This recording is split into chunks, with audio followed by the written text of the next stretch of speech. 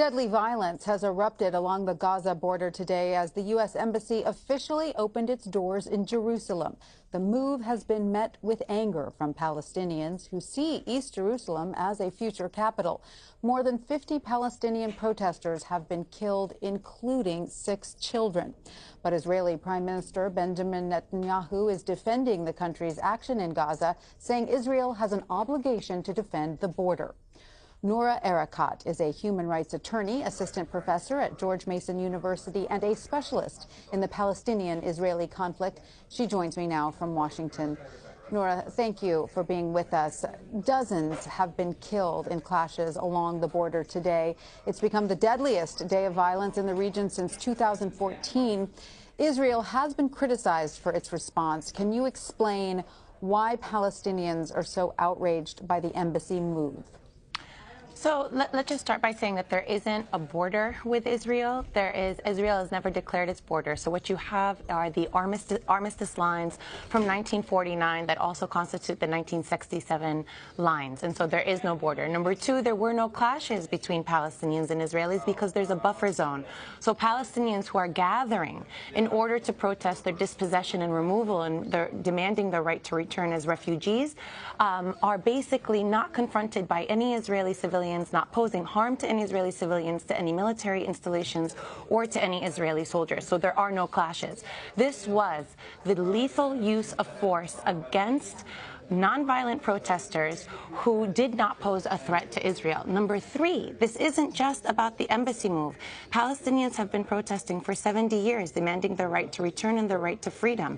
Since March 30th of this year, Palestinians have been gathering for the Great Return March, demanding that they have the right to return as refugees. It happens to coincide on the day that the U.S. is opening up its embassy in Jerusalem, and that is why there is a coincidence of these issues. But Palestinians are there every day protesting in silence or in marches with or without the spectacle of an embassy opening. So you do not believe then that Hamas is inciting these protesters?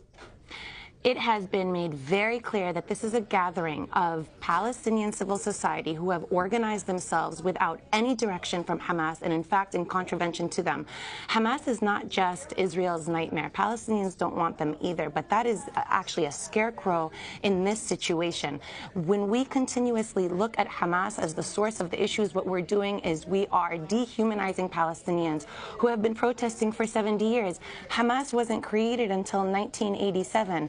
Why were Palestinians protesting before then? Palestinians are being removed in Jerusalem, in Sheikh Jarrah, in Hizmeh, within Israel, in al-Hiran. There is no Hamas there. This is a scarecrow, and we should engage in more responsible discussion about why Palestinians are protesting, how their human rights are being violated, and how Israel needs to be held to account.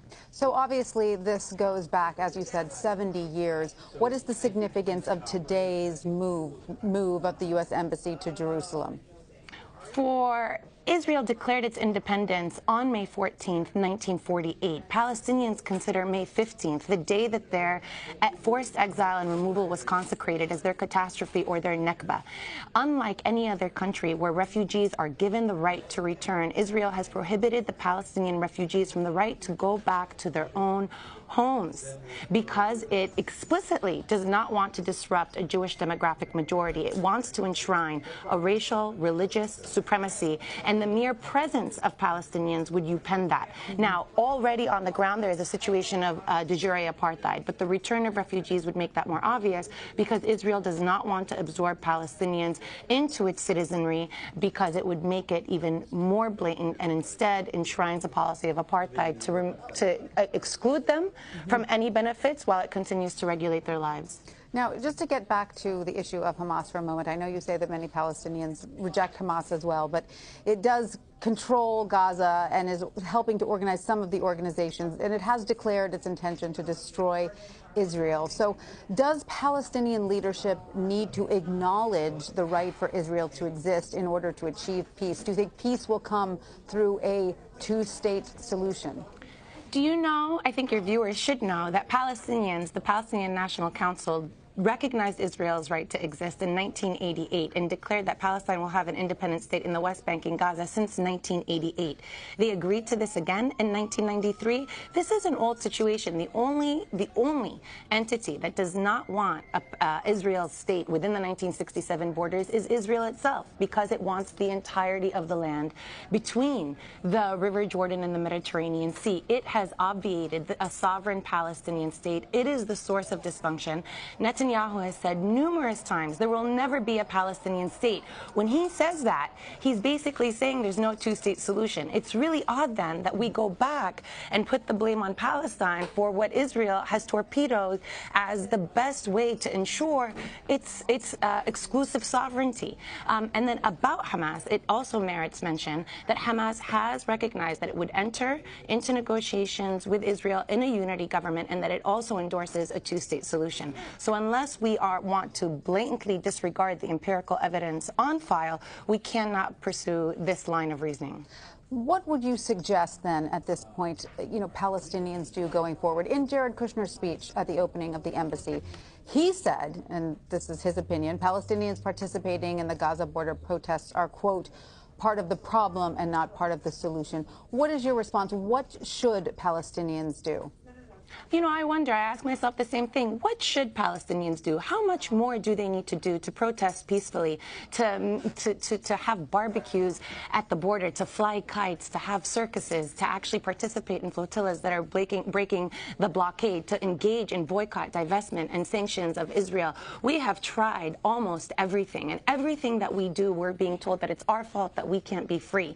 That's the problem. It's almost like telling Black Americans, you can't be free unless you just capitulate and stop protesting and stop demanding equality and stop demanding freedom, as if it was MLK's fault for crossing the bridge in Selma and not the fault of white supremacy that was subjugating a population unreasonably, cruelly, immorally. So my question is, what will it take for the international community to finally respond and say how many poor Palestinians need to be killed? 6 children were killed today. 108 Palestinians have been killed since March 30th. How many more decades do they need to endure this subjugation before there is a shift in this unreasonable status quo?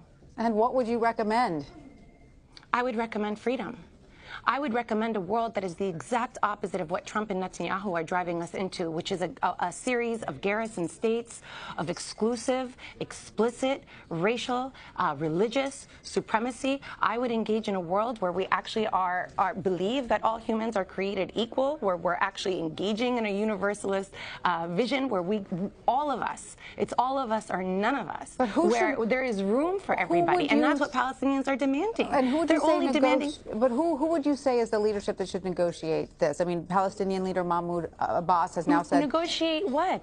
Negotiate what? The Palestinians have been negotiating for 25 years, and in every series of negotiations, what has been offered to them, if you study the text, what has been offered to them is a series of autonomous regions where they don't exercise sovereignty. They are being given the choice of how to decorate their prison cells. They are not being given the choice to be free. If Palestinians want to negotiate, they said in 1988, we recognize Israel. We just want a state alongside Israel. That wasn't in contest. The only impediment to that realization has been Israel itself. So why don't we start shifting the conversation and ask Israel why it doesn't want to negotiate with Palestinians, why it doesn't want to recognize their right to exist, why it wants to maintain a supremacist regime that provides racial benefits based on religion rather than on human existence. Noura Erakat, thank you so much for your time today. Thank you for having me.